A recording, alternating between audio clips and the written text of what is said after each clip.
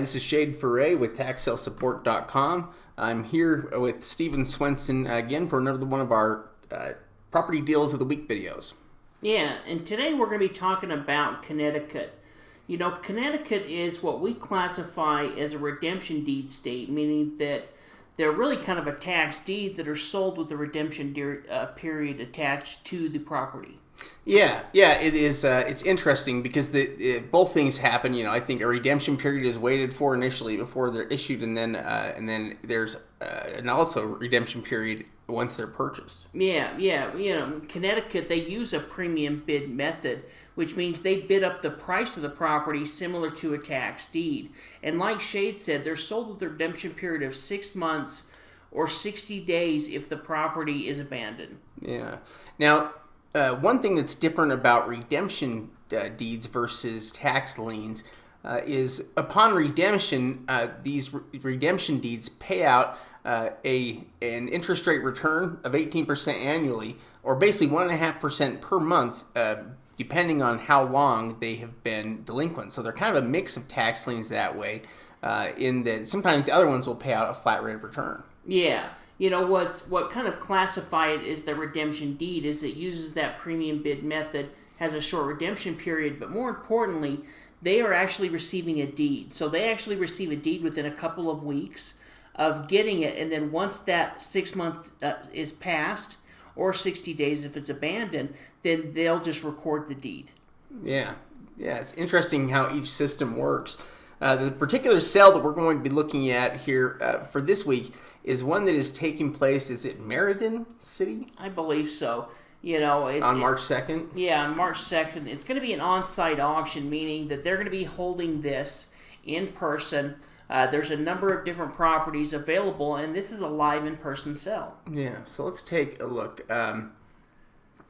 And you know, I think those on-site sales can be good opportunities because you're limited to the competition that can be there. Yeah, exactly. You need to be there to bid on the property, and it's going to be taking place at 10 a.m. on March 2nd at the Augusta Cultural Civic Center there in Main Street, Meriden, I believe. Yeah, Meriden, Connecticut here. And let's just look at some of the properties that are coming up. So we've got a single-family home that's being offered here. Yeah. So as far as this single-family home, they're going to be opening up the bidding at around $17,000, and it's located there on Wayne Lane. Yeah, which we can get an overhead image here of the property. It looks to be pretty nice. You can see it's in a nice neighborhood, it looks like, and it looks like it's in good condition. Yeah. Overall, looks like to be a pretty good property. Now, the fact that we're going to be bidding in person means that we're going to go out there and check it out in person as well. But you know, it has a market value of around $210,000. I also noticed, you know, it looks like it's got a pretty good market change, meaning that the market value within this area is going up. Yeah, that's a pretty dramatic change for a 30-day time period. 16%. That's impressive. That's an area that's growing. Yeah, well, it means that there's been a bunch of different properties that have sold. We can see it's a 3-bedroom, 2-bath, over 1,000 square feet, and it rents out for around $1,800 a month. So, overall, looking like a pretty good opportunity. Yeah, that's impressive, that change. Yeah, so really the numbers that we look at on that, you know, the opening bid amount of $17,000 is really just a tiny fraction of what this property's, you know, potential value is there at $210,000. So there is a lot of potential profit on a property like this. There's a lot of room in the bidding. Yeah, definitely. Property number 2 is another single-family home offered there within the city on March 2nd. Yeah, it's being offered, opening up for $26,000. Let's see, let's look at an overhead image here of this property. Yeah, we can see it's also another nice single-family home let's look at. Yeah, a nice property located there on the corner, you know, with a value of around $232,000. Yeah. So I think in both cases here we have properties. This is also just a 3-bedroom, 2-bath, 1,584 square feet.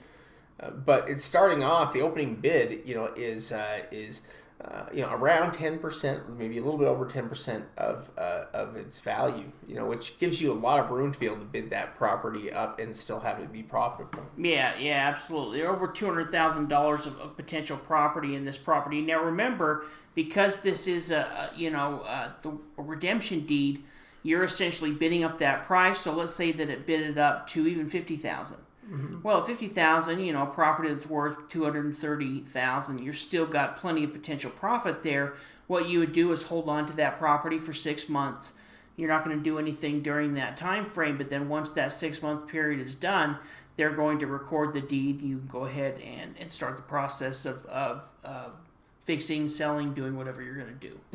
Yeah, which really, in terms of redemption periods, it's not too long of a redemption period. A 6-month period of time is not too long. There are some states that have longer redemption periods than that, and so it's really not too bad. And you say it's only 2 months on properties that are abandoned? Yeah, exactly. Well, and that's the reason it qualifies as a redemption deed, is because it has that premium bid system, and they record the deed in such a short redemption period, and we also have a higher percentage chance of getting the property because the property owner, if there is a property owner that's trying to redeem the property, is going to have to pay that plus that additional extra cost. Yeah. And the percentage that goes on top of that. So, really, you're looking there at the local competition. So, really, based on that, you could get pretty good deals and have a chance within that 6-month period to either make a good interest rate return or get one of those properties. Yeah. It's interesting how Connecticut does their sales. There are some things about it that are advantageous. Yeah.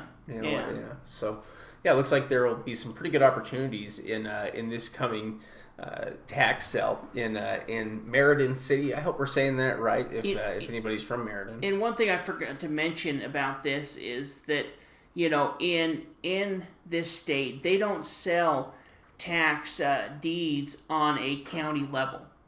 It's done by city and townships, and local communities. They have their own tax collectors. They collect the property taxes, and so they put on the tax sales. Yeah, that's interesting because it's different from most of the rest of the country, that has their property taxes on, collected on a county level or, have it enforced like that. Whereas, with Connecticut, we have the Meriden City tax sale. Nothing to do with the county. Yeah, it's going to be held there at the Cultural Center on March 2nd. If you're in that area, it'd be worth attending. Even if you weren't planning on bidding, it'd be worth attending to see the reaction, see the bids, and get a better idea of the tax sales that are going on around you. Oh, yeah. Attending auctions is definitely worth your time. If you have local auctions that are taking place that you can attend, they'll always be worth attending, even if you can't bid. That's definitely true. Well, if you want to get access to this auction list or any of our tax sale list in our membership program, be sure to check out taxsalesupport.com. Really, we really believe it's the best value in tax sale education. With a flat monthly fee, you can cancel at any time. Yeah, absolutely. Thanks for watching this video. Be sure to hit that like button and subscribe if you haven't done that yet. Yeah, appreciate it.